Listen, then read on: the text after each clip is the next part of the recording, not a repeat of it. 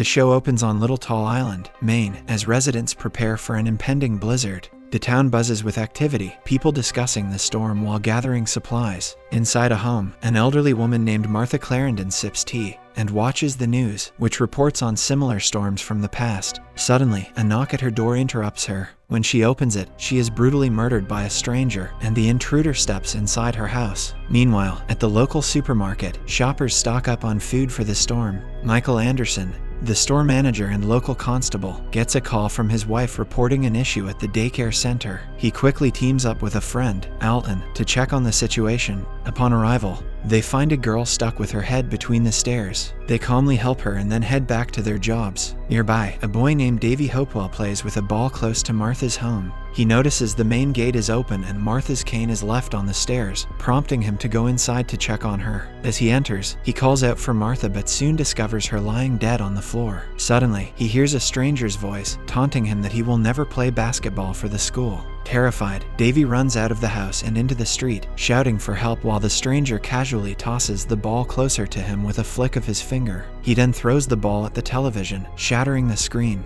In the street, town manager Robert Beals stops Davy and asks what's wrong. Davy tells him that Martha has been murdered and that the intruder is still inside her house. Initially skeptical, Robert ultimately decides to investigate on his own. Inside, he discovers Martha's lifeless body and moves to the living room, where the stranger is sitting. When he asks for the stranger's identity, the man shares a haunting story about Robert's past, revealing that he was not with his mother when she died in a nursing home. He recounts how she called his name as she choked to death, claiming that she is now waiting for him in hell to devour him. He then hands Robert Davy's basketball, prompting Robert to retreat and hurry to his car to contact Michael. Meanwhile, Michael stops by the town hall to check on the emergency shelter setup and ensures there are enough supplies for the townspeople during the impending blizzard. Frustrated by the lack of responses from Michael, Robert expresses his irritation to the person who mentioned Michael's absence. Just then, Michael arrives at the station and asks Robert where he is. After quickly learning the location, Michael rushes off with Alton. As they make their way through the snow, Michael gets a brief overview of the situation that led Robert there. A crowd is gathered outside, eager to see what is happening. Michael and Alton enter the house, with Robert warning them to be cautious. Inside, they discover Martha's lifeless body, her face severely deteriorated. They proceed to the living room, where they find the intruder calmly lounging on the sofa. Slowly, Michael and Alton handcuff him and escort him out. Outside, Michael asks for his name, and the man introduces himself as Andre Linoge. As the duo prepares to take him to the headquarters, Andre mentions Robert's name, prompting Michael to question if they know each other. Robert, terrified by his past revelation earlier, denies any connection, insisting that Andre is crazy. The two officers then take him away in the van. Conversely, Molly, Michael's wife, is busy returning children to their parents after the daycare service. Once she finishes, she receives a call from Katrina, a store worker, who informs her about Martha's murder and Michael's involvement in the investigation. Katrina urges Molly to let Alton's wife know, but Molly tells that she has already left after picking up her daughter. Molly tells Katrina to contact her in 20 minutes, hoping she will reach home safely. Feeling panicked by the news of the murder, Molly decides to head to the store. She quickly gets dressed with her son, Ralphie, and they set off together. As Michael and Alton transport Andre to the police headquarters, Andre briefly reveals a sinister side of himself during the ride. Upon arriving, they carefully exit him from the van. While Alton struggles to unlock the door, Andre's eyes turn black, causing the lock to break. This prompts Michael to ask Alton to open the door from the other side. Alton suggests they take Andre through the store to enter the headquarters, but Michael, wary of the risk, tells Alton to leave him alone with Andre and go open the door from the other side. Inside the store, Molly and others ask about Michael and the murderer. Alton reassures them that Michael is okay and that he is with Andre. Meanwhile, Andre speaks to Michael, suggesting that if Michael gives him what he wants, he will leave peacefully. Alton and Robert enter the headquarters through the store but still struggle to unlock the door. So, Michael decides to transport Andre through the store instead. When Alton joins Michael to help with Andre, he warns Andre not to make any sudden moves. Alton also tells the shoppers to clear a path for them. As they walk through the store, everyone watches closely. Andre engages with Peter, a seafood wholesaler with a shady side business. He continues talking until Michael pushes him forward. He then approaches Katrina, revealing some of her past, and continues moving forward after. As he heads into the headquarters, Ralphie suddenly appears and bumps into Andre, who grabs him, creating a tense moment for the Anderson family. He tells Ralphie he knows him and mentions the birthmark on his nose, calling it a fairy saddle, just like Michael does. After Ralphie questions him about the handcuffs, Andre releases him. Then, Billy confronts Andre about his comments regarding Katrina. Michael intervenes, pushing Billy away, but with just a look from Andre, Billy starts bleeding from his nose. After the incident, Michael quickly takes Andre into the locker room. He searches him thoroughly but finds nothing except blood-covered gloves. When he asks about Andre's wallet, he gets no response. Frustrated, especially after Andre touched his son, Michael pushes him roughly against the bars. In his anger, he also tells Robert to stop interfering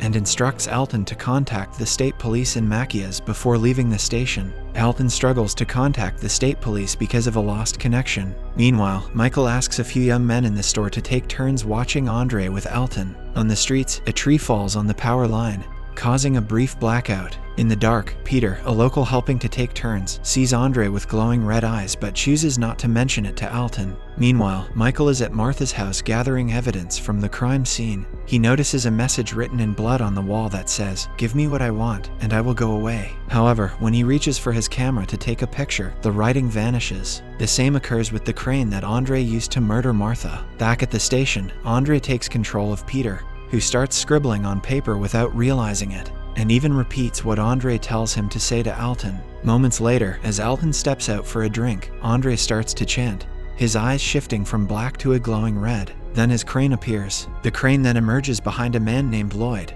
who is writing Andre's message, "Give me what I want, and I will go away." Meanwhile, his partner, Ferd, observes the strong waves crashing against the shore and destroying their docks. When he calls out for Lloyd to come and see, he receives no response. Concerned, he enters the building only to discover Lloyd lifeless. Under Andre's influence, both Peter and Lloyd end up taking their own lives. As the storm intensifies on the island, residents gather at the town hall. Robert and other townsfolk discuss how Andre seems to know everyone's secrets. Just then, Molly arrives with Ralphie, seeking shelter. As the storm worsens, Robert instructs Ursula, a woman at the town hall, to ring the bell to summon all townspeople to safety. As the bell rings, more people begin to enter the town hall. Among them is Fred, who tells Robert about Lloyd's tragic death at the firehouse. Later, Michael returns to the station and notices that Elton looks shaken due to Peter's death. He finds Andre's ominous message scattered across the computer crossword puzzle, and on the paper hanging from Peter's body. Michael orders Elton to check the communication lines. Elton heads to his car and connects with the town hall, where Ursula informs him of yet another death. She mentions that Robert took Henry, another townsfolk, with him to investigate the firehouse incident. Elton goes back inside to update Michael, who then instructs Elton and Crick, another man, who is taking turns watching over Andre, to retrieve the men from the firehouse. Once they leave, Michael approaches Andre to question him, asking about the cane and how he arrived on the island. Elsewhere, Elton encounters Robert and asks him to come to the headquarters. Robert hesitates at first, wanting to go to the town hall, but Elton manages to persuade him to follow Michael's orders and head to the headquarters instead. Simultaneously, Michael continues interrogating Andre, who avoids answering questions and instead shares stories about his college years. He also mentions Jack, a townsfolk who is helping Michael keep watch over him. As Andre reveals dark secrets about him, Jack grows increasingly angry, ultimately attempting to shoot Andre in the ensuing chaos. Michael intervenes to stop Jack, but in the process, he nearly gets shot himself. Fortunately, the bullet touches his body but does not hit him directly. Andre then hands Michael the bullets, deepening his suspicion. Just then, as they attend to Michael's wound, Elton, Robert, and their team arrive at the station.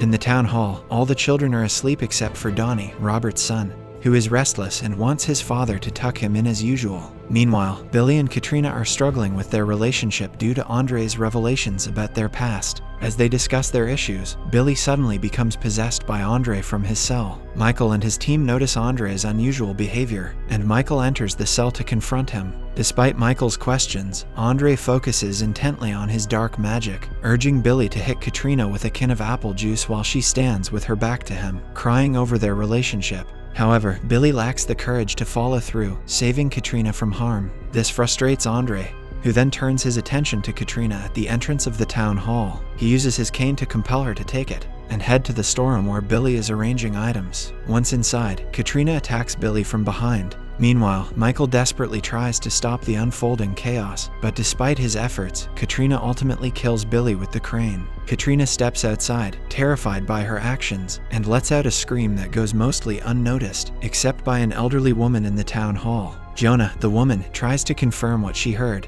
but no one else claims to have heard the scream. Concerned about Katrina's absence after going to the storeroom, she decides to check on her. When she enters the storeroom, she discovers Billy's body wrapped in a rug. She asks Katrina what happened, and Katrina tearfully explains that the cane with the wolf's head compelled her to kill Billy. Overwhelmed with grief, she starts to sing a song beside his lifeless body. Meanwhile, others in the town hall struggle to watch the news on the television. The poor reception prevents them from getting any updates. Molly approaches Ursula, who expresses a sense that something terrible is about to happen. They sit down for a conversation, during which Ursula shares her unease about his husband, Peter, noting they have not heard from him in a while. She insists that her instincts are strong and asks Molly to oversee the schedules and work at the town hall while she checks on the police headquarters. Reluctantly, Molly agrees and asks Ursula to send Michael a message saying his wife wants to see him. She insists on taking some men from the town hall to guard the prisoner and accompany her. Ursula agrees to inform Michael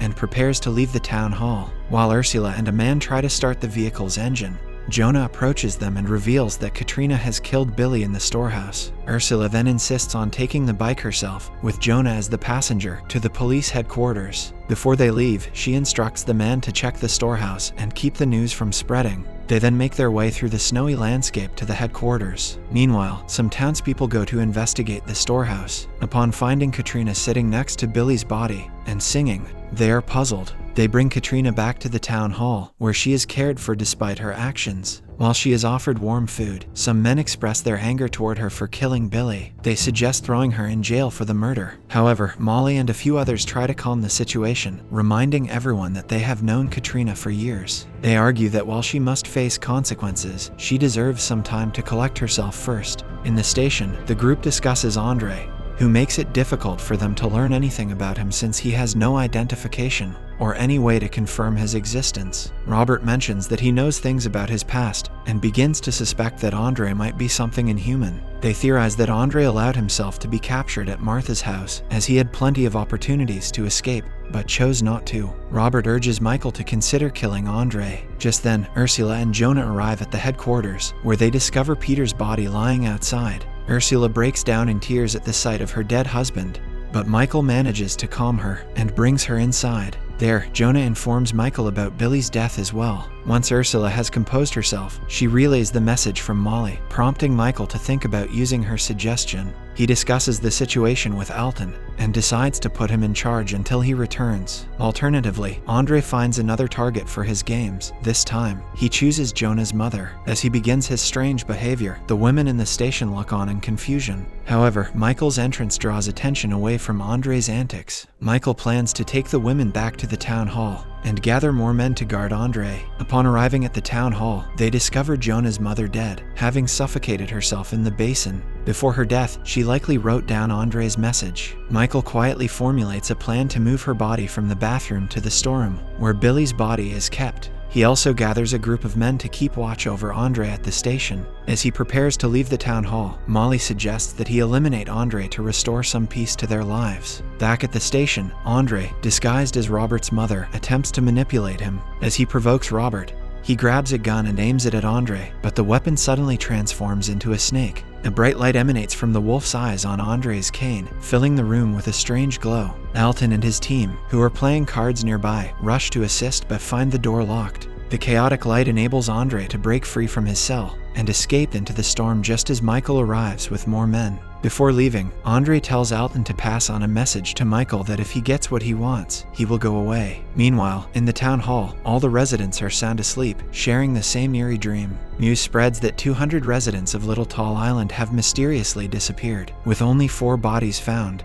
Reporters arrive on the island and mention a similar case from 1587 in Roanoke, Virginia, where the only clue left behind was the word Croatan, a term no one seems to understand. The scene shifts to a snowy landscape where the islanders walk in a line toward the ocean. Before they leap in, Each resident apologizes to Andre for not giving him what he desires. Suddenly, the dream breaks and everyone wakes up in a panic, realizing they have all experienced the same vision. They understand that they must confront Andre and find out what he wants, or he will force them into a mass suicide just like in their dream. The next morning, Alton informs Michael that the lighthouse has been destroyed by the fierce storm. Curious, many residents venture outside into the snow to see the damage for themselves. As they gather and watch the lighthouse crumbling, some residents are mysteriously pulled back, unnoticed by others. When they finally realize many people are missing, the atmosphere turns tense. Seeing this, Michael urges everyone to return to the town hall. Michael then gathers a few young men to collect supplies from the daycare center. While he works, he recalls the story of Jesus and his disciples encountering a man possessed by demons. In the tale, Jesus casts the demons into a herd of pigs, which then run into the sea and drown.